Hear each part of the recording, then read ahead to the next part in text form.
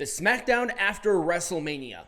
I did not hate this. There were some aspects that I really appreciated, and we will be going over that in a semi-conducive order. A lot of things actually overlapped, so if we're talking about one thing, I'm talking about everything about that. So don't think that this is the general outline of SmackDown. But how WWE did the NXT call-ups here was very, very interesting, but it worked. But we'll get into that. Overall, with this SmackDown, I'm gonna give it a full thumbs up. I liked more than I hated. Was it that grandiose, oh my god, anything can happen SmackDown that you expect for the Raw after WrestleMania? No. I think there was a little bit of downplaying here because of the spring cleaning that happened right before the show started. Not great timing, by the way. And I will address that in a separate video, so continue to watch. Well, if you guys are sick and tired of the Bloodline drama, well, you probably won't like this segment. Jacob Fatu gets in the ring. He reestablishes that he wants the World Heavyweight Champion. Also, by the way, I did notice this. WWE changed the background stuff for SmackDown. It looks a lot better. I thought the dark on dark with the people that are black and white was just way too dark. I get what they were trying to do, but it was such a difference between Raw and SmackDowns. This looks a lot nicer. Out come the Usos. The Usos want Jacob Fatu to join Roman Reigns instead of fighting against Roman Reigns. Out comes Solo Sikoa and the rest of the MFTs. We set up our main event here. I don't hate it because we're really trying to push Jacob into the main event scene. So it's fine. Orange Cassidy, thumbs up. People were miffed that this match was not at WrestleMania. Julia and Tiffany Stratton for the Women's United States Champion. But, I don't know. It would be hard to really say where it would go with that WrestleMania. And this is with hindsight in mind. Would it have been a good match at WrestleMania? Yeah, absolutely. These two are great wrestlers. They had a damn good match here. But it's like, well, if you won night one with the rest of the stinkers there, that would suck. Night two had a lot better matches, so I don't want it to be overshadowed. It's just like rock in a hard place here. And yes, you can point out the Women's Intercontinental Champion being at WrestleMania, but that one did have a stronger feud. That's just reality. Tiffany Stratton won with prettiest moonsault ever. I just really like this match. It gets a full thumbs up from me. I alluded to this earlier, that this will not be necessarily coherent when it comes to the order of matches and segments, because this is our first instance of overlap. We have the celebration with Brie Bella and Paige as women's tag team champions. Okay? It was totally fine. Paige did help out quite a bit. She's pretty good at what she does. Didn't have to say a whole lot, but that's totally fine. Out come Charlotte Flair and Alexa Bliss. They want a title opportunity, and then they just fucking get it. Okay, sure. But the match itself was not the focus. The focus was the debut of Fatal Influence. All three of them. Outside of a match that's going to be happening later, let me talk about the NXT call-ups because they did this right. You have Fatal Influence, Blake Monroe, and Ricky Saints all making their debut on SmackDown, but they kept Blake Monroe and Ricky Saints behind. They did not debut tonight. The focus was on Fatal Influence. They made them look like a credible, mean group. They got great heat, especially with the segment later. We'll allude to that. But this was just done so well. You know Ricky Saints is going to be on SmackDown. Awesome. NXT call-up. We already have that established. Blake Monroe, same thing. We already have that established. When? We're not sure. Hopefully next week. I think it was next week. Anyway, the focus was on Fatal Influence. I think Fatal Influence needed more help getting them over as a threat than the other two.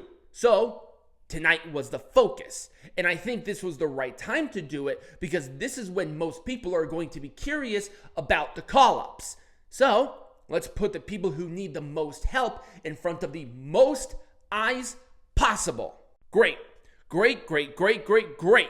Also, this just really was a good thing. You're establishing them. You beat up the champions. You beat up top contenders. Boom. Full thumbs up all the way across the board. I don't know why I had a gut feeling that we were going to have another NXT call-up during this, because Cody did say that from Raw, NXT, or SmackDown, no matter who you are, I'm standing right here, but I'm harder to beat. There was no Randy Orton. There was nothing about that. So now I want to pose a question to my lovely audience. Who do you think is going to be Cody Rhodes' next challenger? Do you think it's going to be Randy Orton, with him being more of a babyface now because he attacked Pat McAfee? Would be an easy one to do.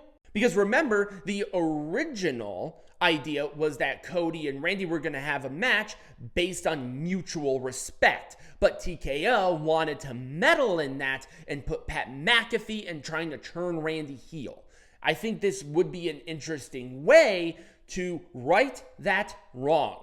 And also keep in mind, that's for Backlash. I don't think Reigns is going to be defending the world champion at Backlash. I don't think there was anything established. Hang on one sec. I just double checked. Nope. Good. It was fine. Typical Cody post WrestleMania promo. Orange Cassidy thumbs up. For the WWE Tag Team Champions, we have Damian Priest and R-Truth defending against MFT's JC Mateo and Tama Tonga. I have no idea where Tala Tonga is, but he was not there at all. Fun little tag team match, nothing wrong. We did have Damian Priest and R-Truth winning the match. Pretty solid. Wasn't anything crazy. I wish there was more construction and purpose when it comes to the tag division. But, it's SmackDown. It's totally fine. People still love R-Truth. And, the Priest and R-Truth tag team is really starting to grow on me. I'll give an Orange Cassidy thumbs up. Oh, and R-Truth and Damian Priest have a new finisher. It's called the Rise Up. It's essentially a flapjack facebuster combo. Same thing what the Usos do with the 1D. I think it's the exact same move. Okay, it took anybody with a clue maybe a half a second to realize that the person who was dressed as the gingerbread man was Sami Zayn. The dancing was exactly like Sami Zayn, and then people were shocked that it was Sami Zayn. Well, the commentators did. I'm like, how the fuck did you not know? Sami Zayn as a heel would dance like that all the time, the exact same way. But I liked this a lot. Sami doing a heel thing. Also, the US Champion Open Challenge is no longer a thing. Very unfortunate. That was the best part of SmackDown. But it is a heel champion technically, so I guess I can get it. Sami Zayn beat up your little whatever the fuck his name is and Trick Williams. The crowd were pissed. Sami Zayn was like, why are you guys booing me? I'm the babyface here. WWE, you need to lean in on Sami Zayn being a heel. You have to. He is a heel. People do not like him, but that's okay. He is a heel. This was a heel tactic.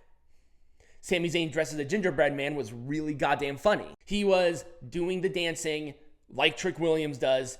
I could not take him seriously with a gingerbread man onesie. That is what that was. Don't at me. It's a onesie. I got a kick out of this. I liked it. It felt credible and interesting and something, the United States champion. I love the US Open Challenge, but we definitely needed a change.